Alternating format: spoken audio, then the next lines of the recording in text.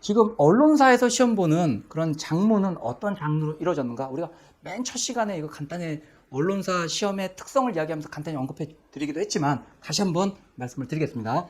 지금 크게 보자면 수필과 소설 크게 둘로 나눌 수 있겠죠. 그 수필에서도 경수필과 중수필, 꽁트 이렇게 나눌 수 있을 겁니다. 자, 경수필이라면 개인적 수필이라고도 하는데 어떤 정서적 공감을 바탕으로 해서 그 이슈, 쟁점에 대한 어떤 성찰적, 나의 개인적으로 스스로 성찰하면서 이거에 대해 느끼는 어떤 그 사물에 대한 또는 그 대상에 대한 어떤 새로운 시각 이런 것들을 좀 더 피력하는 그러한 글이다라고 볼 수 있겠죠. 자, 그거에 비해서 중소필이라면 뭔가 지식을 배경으로 합니다. 지식이 없으면 안 돼요. 솔직히 사회적 문제를 다루기 때문에.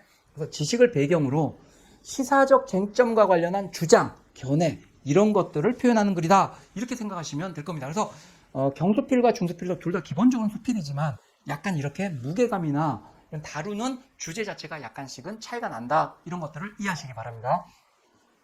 그다음에 꽁트는 소설이기 때문에 사실 이건 완전한 문학적 창작의 영역에 속하겠죠. 그래서 이거는 나중에 좀 더 다루도록 하겠습니다.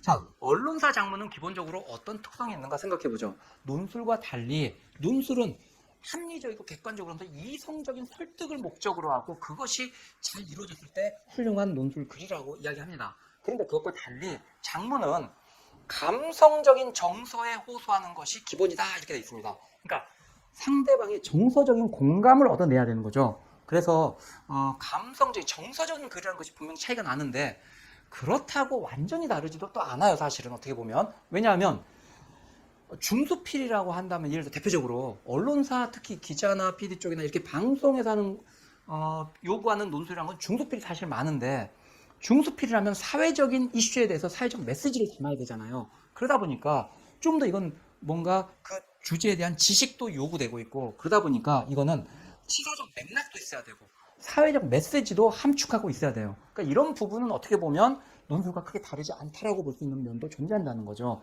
그러니까 이런 부분이 또 있다는 거. 그리고 또 하나, 내가 아무리 감성적인 글을 쓴다 할지라도 거기에는 내 입장, 주장과 근거, 왜 그렇게 생각할 수 있는지에 대한 근거가 이것도 마찬가지로 논술과 마찬가지로 반드시 필요한 거죠. 그래서 이것이 명확해야 되고 좀 더 글 자체가 설득력 있게 전개될 필요가 있다. 이런 부분에서 어떤 장문이란 것이 논술과 차이도 있지만 어떤 유사성도 있는가 이런 걸 한번 생각해 보실 수 있을 겁니다.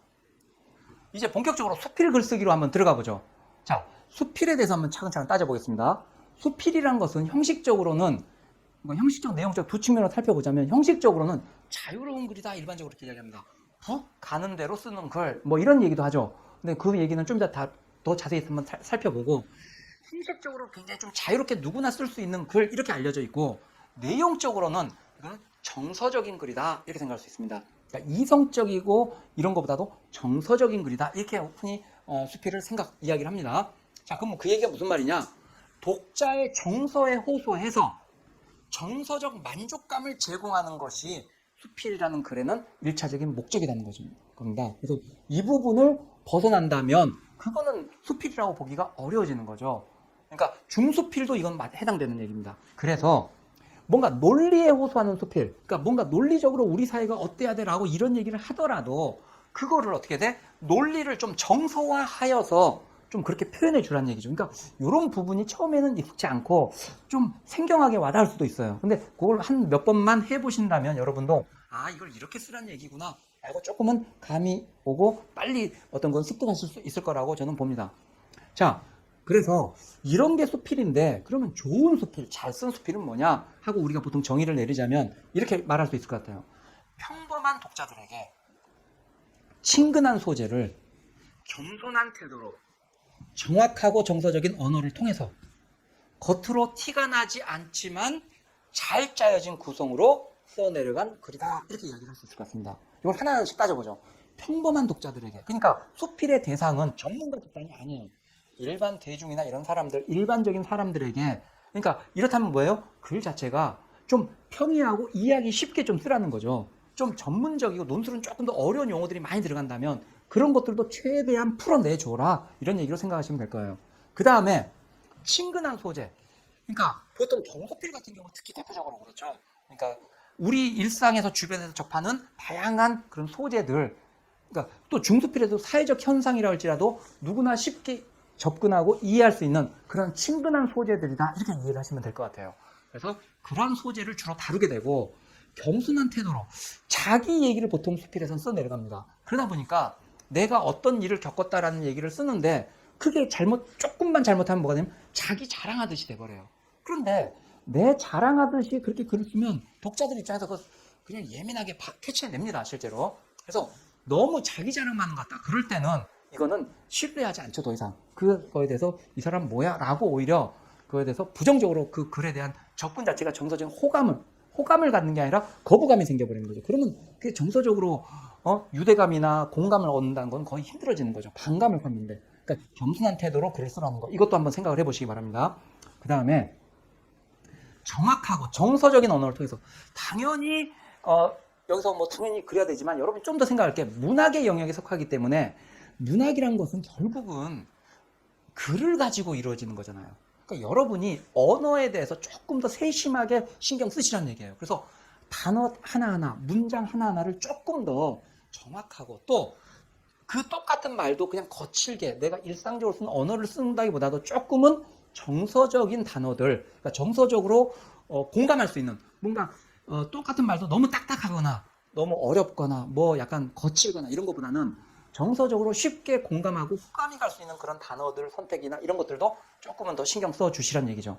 자, 그 다음에 겉으로 티가 나지 않나 잘 짜여진 구성으로 써내렸다. 이게 무슨 말이냐면, 자유로운 형식에서 자유롭다고 그랬잖아요. 그러니까 내 마음대로 써도 된다, 절대 안 그렇습니다. 그러니까 수필이란 것에 대한 잘못된 오해가, 누구나 수필은 쓸 수 있지만 누구나 좋은 수필을 쓸 수 있는 건 아니란 얘기죠. 그래서 좋은 수필이란 것은 뭔가 자연스럽게 흘러가지만 그 글을 읽는 사람들이 그 사람의 어떤 인식, 그리고 내 글을 읽고 그 공감해오는 과정, 이 상대 어떤 사람들의 어떤 인식 또는 사고가 변하는 이 프로세스를 이해하고서 그것들을 잘 유도해내면서, 그런 것들이 어떻게 돼? 내가 쓰다 보니까 된 게 아니라 내가 그러한 의도로 내 글을 사실은 철저하게 계획을 해서 써줘야죠. 그러니까 그렇게 겉으로 볼 때는 구성이 뭔가 명쾌하지 않은 듯, 왜? 논술은 딱딱딱 됐다면 이것은 약간은 그것이 파괴될 수도 있다는 얘기예요. 그러나 그것을 엄밀히 따져보면 그것이 의도된 어떤 그런 길이의 조절이라든지 이런 식으로 오히려 볼 수 있다는 겁니다. 그렇게 할 때 그것이 좋은 수필이다, 이런 얘기가 가능하다는 거죠. 자, 다음으로 수필에 대해서 우리가 누구나 쓸 수 있다 뭐 이런 얘기가 있고, 또 몇 가지 뭐 너무 그래도 그것도 어렵다 뭐 이런 얘기도 있고 한데, 한번 몇 가지 잘못된 일반적인 오해들, 이런 것들 한번 같이 검토를 해보죠. 자, 수필은 북 가는 대로 쓰는 글이다. 아까도 제가 지적을 했지만 요 말은 일반적으로 쓰긴 하지만 요거는 정확히 이해를 해야 될 것 같아요. 그러니까 이거는 오히려 꾸미는 적 없이 자연스러워야 된다. 북 가는 대로 막 쓴 것 같은 이런 자연스러운 흐름이어야 된다는 거지, 이게 형식이 없다는 얘기는 아니란 얘기예요. 그러니까 뭐냐면 어떤 장르든 간에 일정한 내가 주제 내용을 담고 있고 그걸 표현하려고 한다면 나름의 형식은 다 필요한 거죠. 근데 형식이 없는 게 아니라, 이게 무형식의 형식이다 이런 얘기도 하지만 그렇다 해서 형식이 없다는 얘기는 아니에요. 그러니까 예를 들어서 소설을 하면 소설의 플롯이라든지 이런 것들이 다 있잖아요. 일기체다 또는 편지체다, 이런 특정한 형식이 있다면 이것은 그런 모든 형식의 다른 장르의 형식들을 빌려다가 쓸 수도 있는 겁니다. 그러니까 그렇기 때문에 좀 자유롭다는 거지, 이것이 형식 자체가 없다는 걸로 생각하면 안 된다는 거죠. 그래서 이거는 형식이 자유롭다는 의미가 다른 장르에 비해서 형식이 자유롭다, 이렇게 이해하셔야 된다는 얘기입니다. 아시겠죠? 그 다음에 소필에는 유머와 위트가 필수다.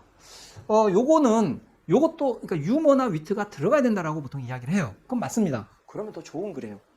왜? 유머나 위트라는 것은 독자들에게 미소 짓게 하고 감탄하게 하고 또 공감하는데 아주 좋은 것들이에요. 그러니까 아주 효과적인 수단입니다. 그런데 문제는 누구나 유머나 위트를 구사하는 건 아니에요, 사실은.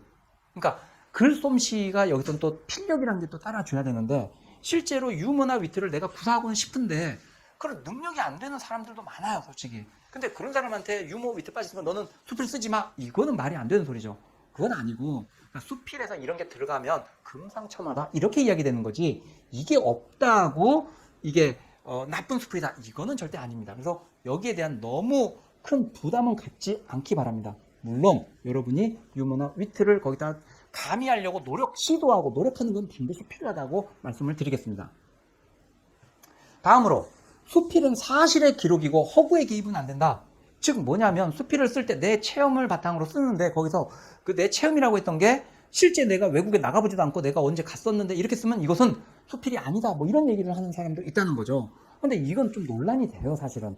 그러니까 그 문단에서도. 왜냐하면 수필은 기본적으로 자기 고백적이고 관조적인 성격의 글이다. 이렇게 보통 이야기를 합니다.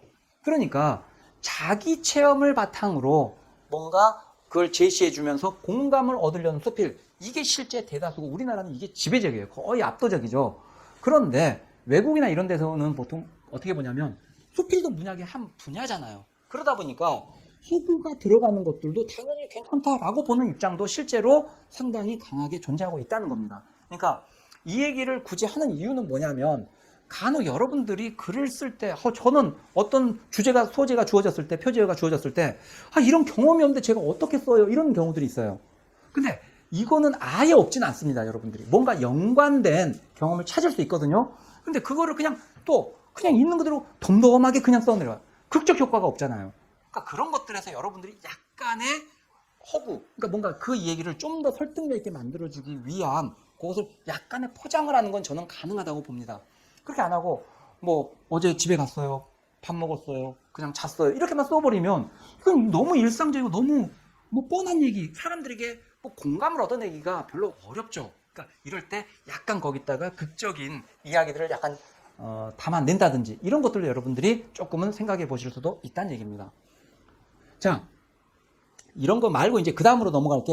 수필의 소재 선정이, 소재를 어떻게 찾아낼 것이냐 이거죠. 자, 수필은 그러니까 수필의 소재란 것은 글의 주제를 구현하기 위해서 필요한 글감을 고르는 작업이 되겠죠, 당연히. 자, 그런데 정서적 공감을 획득해야 돼요. 그러려면 이거는 정서적으로 공감하려면 남의 사례보다도 나의 이야기를 해주면 상대방 입장은 훨씬 더 정서적으로 공감하기 쉬워요. 그러니까 이런 부분에서 자기의 체험 사례 이런 것들을 소재로 일단 먼저 찾아주라는 거죠. 물론 사회적 문제를 다루는 중수필에서는 그것과 관련된 사회적 사건 사고 이런 것들을 당연히 글의 글감으로 쓸 수 있겠죠.